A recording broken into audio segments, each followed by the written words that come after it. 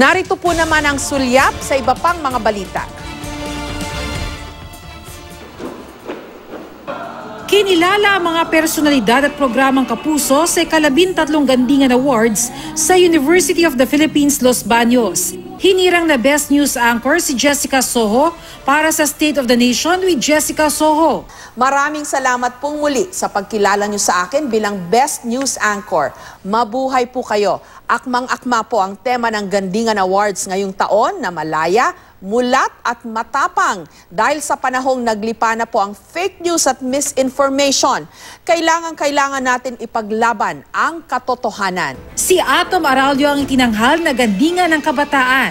Gandingan ng kalikasan naman ng Born to be Wild hosts na sina Doc Nielsen Donato at Doc Ferds Resio. Si GMA resident meteorologist Nathaniel Mangtani Cruz naman ang itinanghal na Gandingan ng Agham at Teknolohiya.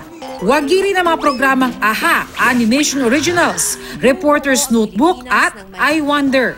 Gayon din ang docu na walang Only Rice. Sa larangan ng entertainment, kinilala ang kapuso teledramang Asawa Ko, Karibal Ko at May Special Tatay. Gayon din ang talent search na The Clash. Kinilala rin si Luan Merondina ng Balitang Bisdak ng GMA Regional TV. Wagi rin ng GMA Regional TV presents Modern Day Heroes at One Western Visayas bigyan ng halaga. Pagdating sa radyo, kinilala si Ali Soto, Papa Dudut, programang Barangay Love Stories at I Am Ready sa Double B. Ang Gandingan ay iginagawad sa mga programa at individual na nagbibigay boses sa mga isyong pangkaunlaran. Wagi rin ang kapuso sa ika-6 na Paragala, the Central Luzon Media Awards ng Holy Angel University sa Angeles City. Itinanghal na Best Magazine Show ang Kapuso Mo, Jessica Soho.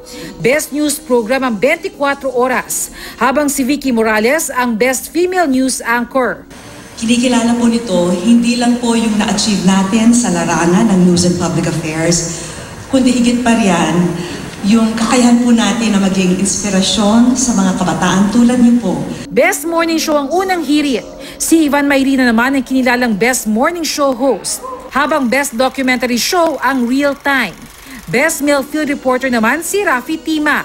Wagi rin ang GMA1 exclusives na Adulting with Atom Aralio, #Goals ni Gabby Garcia at Fact or Fake ni Joseph Morong. Nasa 30,000 mga estudyante mula sa mga kolehiyo at universidad sa Central Luzon ang pumili ng mga pinarangalan. Bernadette Reyes, GMA News.